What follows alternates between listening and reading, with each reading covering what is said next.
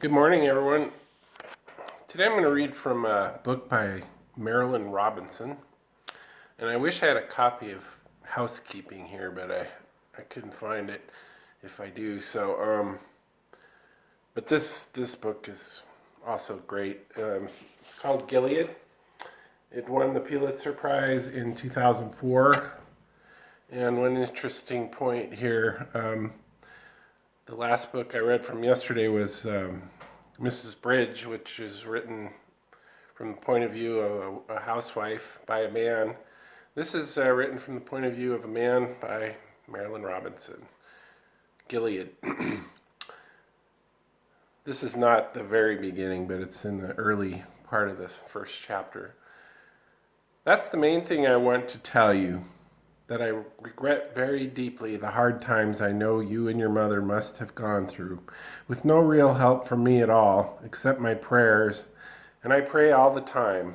I did while I lived, and I do now too, if that is how things are in the next life. I can hear you talking with your mother, you asking, she answering. It's not the words I hear, just the sounds of your voices.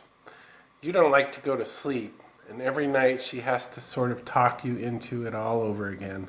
I never hear her sing except at night, from the next room, when she's coaxing you to sleep. And then I can't make out what song it is she's singing. Her voice is very low. It sounds beautiful to me, but she laughs when I say that. I really can't tell what's beautiful anymore. I passed two young fellows on the street the other day. I know who they are. They work at the garage. They're not church-going, either one of them. Just decent, rascally young fellows who have to be joking all the time. And there they are, propped against the garage wall in the sunshine, lighting up their cigarettes. They're always so black with grease and so strong with gasoline, I don't know why they don't catch fire themselves.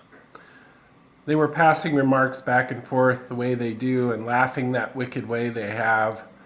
And it seemed beautiful to me. It is an amazing thing to watch people laugh, the way it sort of takes them over. Sometimes they really do struggle with it. I see that in church often enough. So I wonder what it is and where it comes from. And I wonder what it expends out of your system so that you have to do it till you're done. Like crying in a way, I suppose, except that laughter is much more easily spent. When they saw me coming, of course the joking stopped, but I could see they were still laughing to themselves, thinking what the old preacher almost heard them say. I felt like telling them, I appreciate a joke just as much as anybody. There have been many occasions in my life when I've wanted to say that, but it's not a thing people are willing to accept. They want you to be a bit apart. I feel like saying, I'm a dying man, and I don't have so many more occasions to laugh, in this world at least. But that would just make them serious and polite, I suppose. I'm keeping my condition a secret as long as I can. For a dying man, I feel pretty good, and that is a blessing. Of course, your mother knows about it. She said if I feel good, maybe the doctor is wrong. But at my age, there's a limit to how wrong he can be. That's the strangest thing about this life, about being in the ministry.